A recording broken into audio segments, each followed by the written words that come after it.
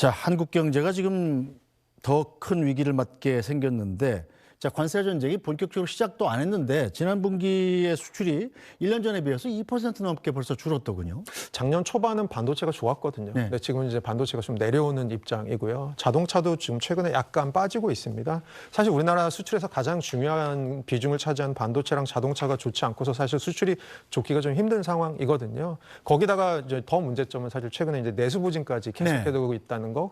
작년에는 내수가 부진했지만 수출이 좋아서 버텼던 한 해인데 올해는 내수는 부진하고 수출까지도 안 좋아지는 방향으로 가는 한 해. 그래서 최근에 어떤 글로벌 투자은행에서는 올해 우리나라 경제 성장률 전망치를 1%대 초반으로 뽑기도 하고 있습니다. 그리고 0%대 가능성도 있다라는 얘기들이 나오고 있거든요.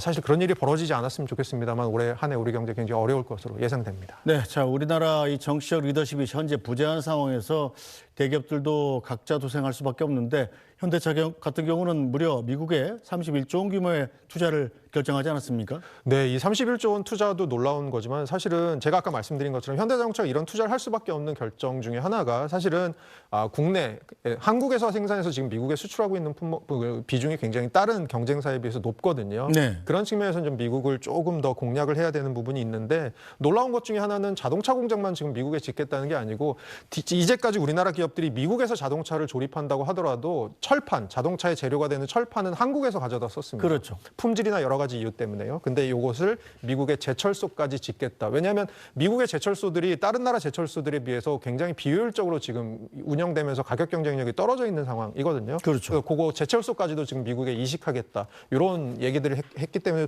좀 놀라운 부분이 있었습니다. 자, 그렇다면 미국에서 원료부터 완제품까지 다 만들겠다, 뭐 이런 뜻인가요? 그렇게 하는 비중을 늘리겠다라는 건데요. 그게 한순간에 공장을 짓는 데 시간도 걸리고 여러 가지 공장의 효율화를 가져가는 데도 시간이 걸리잖아요. 그런 측면에서 한순간에 되지는 않겠지만 중장기적으로 방향은 그쪽이다. 저희가 생각해 보면 공장을 하나 지으면 감가상각이라고 하죠. 공장이 조금씩 이제 못 쓰게 돼 가는데 그것이 보통 한 20년 정도 걸린다고 합니다. 네. 그런 측면에서는 사실 이거는 현대자동차 입장에서는 20년을 내다본 결정이기 때문에 사실 굉장히 중장기적으로 벌어질 일이라고 생각을 하시면 될 것 같습니다. 네, 일단 현대차그룹이 대미 투자를 발표하자 트럼프 대통령은 돈이 쏟아져 들어온다 이러면서 정말 좋아하는 모습이었습니다. We have a beautiful announcement to make. It's very exciting. Money is pouring in. We thought this was going to happen, and not surprised, Executive Chairman of Hyundai Motor Group, Jung E-sun. Thank you very much. What a great honor. Hyundai is announcing a major $5.8 billion investment in American manufacturing. In particular, Hyundai will be building a brand new steel plant in Louisiana. This will be Hyundai's first ever steel mill in the United States, one of the largest companies in the world, by the way. This investment is a clear demonstration that tariffs very strongly work. Hyundai will be producing steel in America and making its cars in America. And as a result, they'll not have to pay any tariffs. You know, there are no tariffs if you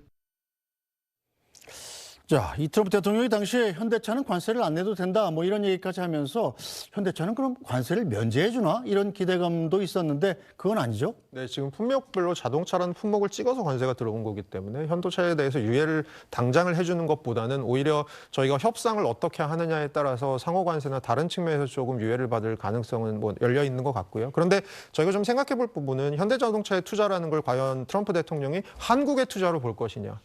저는 그것보다는 왜 삼성은 투자 안 하지? 뭐 이렇게 나올 가능성이 저는 더 크다고 생각합니다. 네, 이 문제는 현대차 하나로 그치지 않고 삼성까지 다 이제 전부 다 미국에다 공장 짓고 거기서 만들어 버리면 우리나라 산업은 어떻게 되냐? 우리나라 일자리는 어떻게 되냐? 이런 걱정이 당장 있는데요. 네, 맞습니다. 미국은 잘 보시면 최근에 연구 결과는 제조업 일자리가 많이 없어지는데 중국 팩터가 있고요. 그리고 AI 팩터 같은 기술 발전 팩터가 있고 이민 팩터가 있습니다. 우리나라 같은 경우는 지금 걱정해야 될 게 하나는 AI 같은 기술이 들어오면서 대체하는 부분이 있고 또 하나 중요한 게 자꾸 일자리가 외국으로 빠지게 되는 특히 자동차, 제철 이런 데는 다 지금 고용 유발 개수라고 하는 근로자 고용이 굉장히 많은 산업들입니다. 그래서 어떻게 보면 울산이나 화성 같은 데 생겨야 될 공장들이 이제는 조지아나 알라바마에 생기게 되는 그런 일이 벌어지겠죠. 네, 자, 그런데 독일 벤츠 같은 경우는 미국에서 일부 하위 모델의 판매를 중단할 수도 있다 이런 입장을 밝혔더군요. 이것도 트럼프의 관세 정책이 먹힌 결과입니까? 어떻게 보면 관세 정책의 부작용일 수도 있는 거죠. 미국 입장에서는 소비자 입장에서는 벤츠에 좀 저가 모델을 사고 싶은데 저가 모델이 관세를 내고 나면 이제 수익성이 안 맞으니까 빠진다.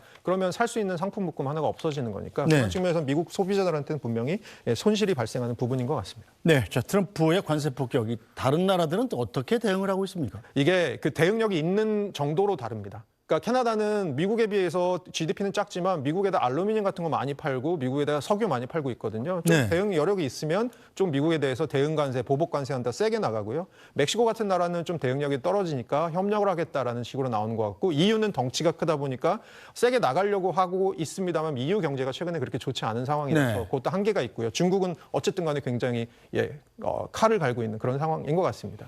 네, 자 일단 내일 새벽 5시에 트럼프 대통령의 발표를 들어봐야 알겠습니다만 우리 경제에 나쁜 영향이 있을 것만은 명확하지 않습니까? 우리가 어떻게 대비해야 될까요?